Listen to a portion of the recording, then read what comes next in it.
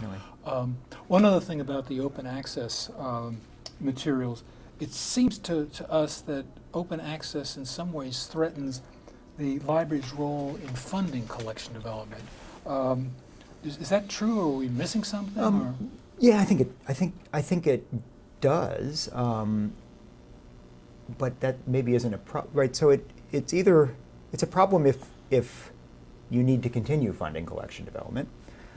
It's certainly a problem if the open access, if the article processing charge funds get or the subscription funds get converted entirely to article processing charges, and then the entire collection budget goes away. But if the portion of the budget that is covering special collections and monographs and everything else continues to exist, we don't need that subscription portion, so maybe that's not a problem. But I think what is more likely to happen, and what I hope happens, is that we will have a gradual transition to some sort of combination. Actually, I don't hope for the some sort of. I'll start over. I think what's more likely to happen is that we'll have a gradual transition, and that we will have what we're seeing now. We're paying APCs. Our subscription costs haven't gone down. We're getting those APCs from a variety of different places. Some of it's coming from the library collections budget, some of it's coming maybe from the Office of Research, some of it's coming from the Provost's office, some of it's coming from grants, some of it's coming from departments, and so on. If that transition keeps happening in that way, there's a larger pool of money built up, and in the ideal world, there's a complete transition, right? And everything we're spending on subscriptions goes to cover APCs.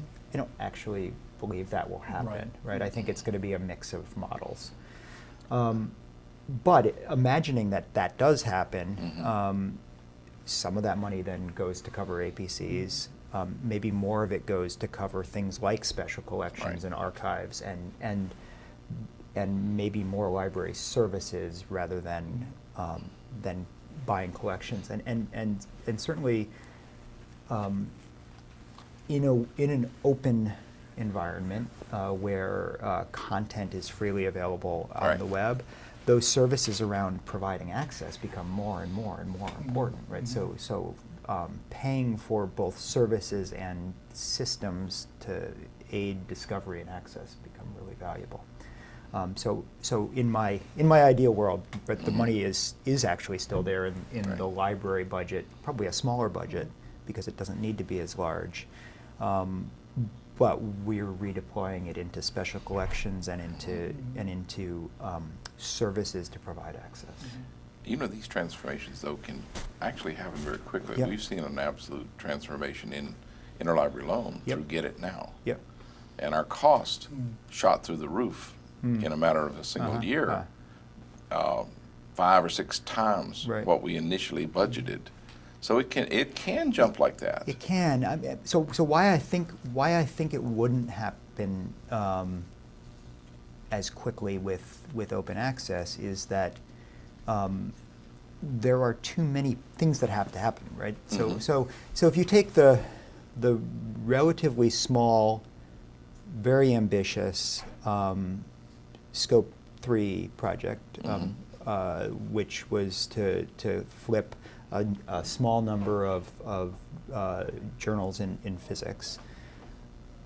It succeeded, but what they discovered was figuring out the cost for each library was really complicated. And there were, if there were 1,000 participants, there were probably 1,000 different prices. And if you then multiply that across every journal and every discipline, and recognize that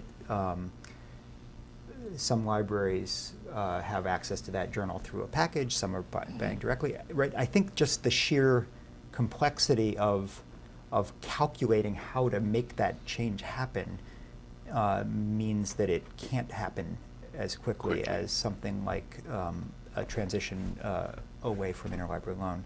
I think the other factor that's tremendously important to recognize is that there's a great disparity in terms of research output versus subscription, and that you have a University of Denver is a really good example of a place where if we had a complete transition to APC funded open access today, I would be thrilled, because we are a relatively well-funded institution for our size and for our research output, and so we pay more in subscriptions than we ever would in APC charges based on our current research output. I see what you're saying. Meanwhile, Caltech is a really great example of the opposite. They have a slightly smaller subscription budget than the University of Denver, but their research output is, it's 20 or 50 or 100 times as large. Right. So they would pay much more, and you have you have that across the system. So I think the transition has to take a long time because of all those things. And in that model, it sounds like the libraries are paying the APC charges. Yeah, right, or the library budget through the provost through the library budget, of course.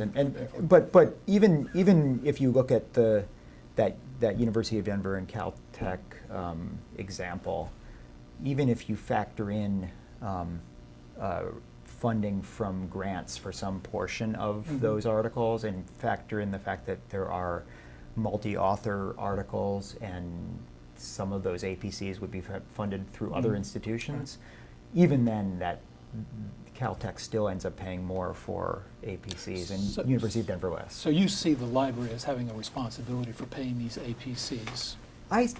Not necessarily for paying the APC. So what I see happening is, as the system changes, the money has to come from somewhere, and some of it will come from grants, some of it will come from department funds.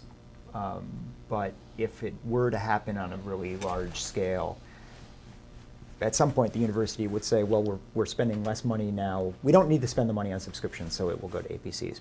But again, I don't see that happening in any easy or meaningful way, because it has to get more expensive before it becomes less expensive, as we're paying for both APCs and subscriptions.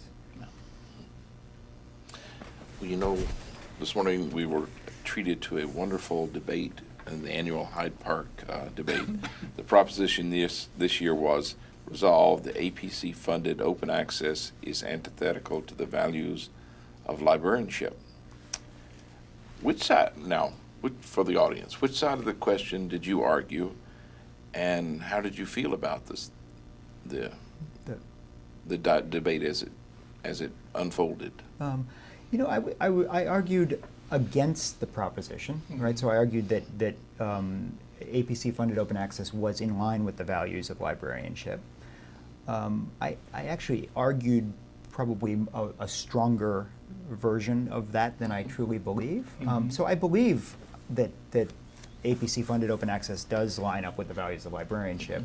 I have great concerns about APC-funded open access for a number of reasons, and actually my biggest concern with APC-funded open access, besides the fact that the transition will be difficult and the costs don't quite line up, is that it imposes a barrier for publication, right? So for people who don't have that funding, whether it's because they're at an institution with no funding, or don't have grant funding, or are in a discipline that doesn't have grant funding, there's a barrier. So that's a concern. That said, I argued that APC-funded open access provides greater access to information. It provides a much wider range of information with no barriers. It solves some of those issues we were talking about earlier in terms of discovery. If everything is freely available, then you don't have to worry about the fact that it's harder to find things on library systems than on Google or Sci-Hub. So it solves a lot of problems. I think those things are firmly in line with the values of librarianship. So that was my argument. I did acknowledge the problems with APC funding. I chose sort of as a strategy not to emphasize those as strongly as I could. The audience sided with me, but the more people were swayed by my competitor than by my argument. To me, as I was listening, I kept thinking, this is really just a funding issue. This is not really about a core value or anything else. This is about who's paying for what. Yeah. Is that? I think that's true. Yeah. I mean, and so my feeling about the proposition or the resolution, I should say, was, I believe that in an ideal world, everything should be open. Open access is fundamentally, I think, fundamentally in line with library values. How you pay for it is the issue. In an ideal world where we had enough money to pay for it and could make everything open, we would have done a good thing. And so, yeah, I think it is fundamentally about where the money comes from, whether there's enough money in the system, whether you create haves and have-nots in a different way than you do with subscriptions. And so I felt it was, to me, no question about whether it's in line, whether it lines up with the values of librarianship. The question to me was more about whether it causes other problems, right, than the ones we have now.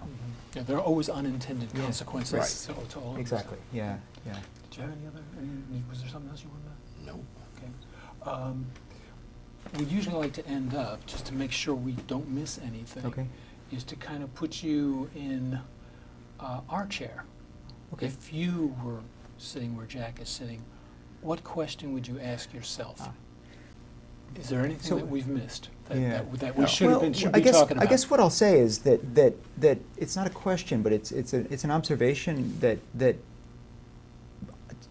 my three topics really worked well together, and that was not by design. I was asked to do the debate. We, in planning the debate, sort of hammered out the topic. My two other presentations were independent of one another. They weren't intended to be the same thing, but they actually ended up all being roughly about this same issue, right? It's about discovery and availability of scholarly content on the web, and where the library fits into that open and quasi-open world. And so it was interesting to me to be looking at each of those three issues that are related to each other, but from a slightly different lens in each of the presentations. Well, all part of that ecosystem that we're trying to deal with. I like that term, ecosystem, because it really, it's holistic. It's not just separate problems. They kind of meld and merge together. Yeah, so. And I think the thing about that's really important when you think about that ecosystem is that it's a system that we and our vendors and our publishers and of course our users all play in together, and we should all be concerned about the future of that system and how we relate to each other in that system. Well, that's one of the purposes of this conference, is to enable us all to sit down together and try to hammer these things out. Right, and that's one of the things I've always loved about this conference. Michael, thank you so much for coming by. We really appreciate talking to you. Enjoyed it. And as always, when we do these sessions with folks, I learn so much. It's just fantastic. Absolutely.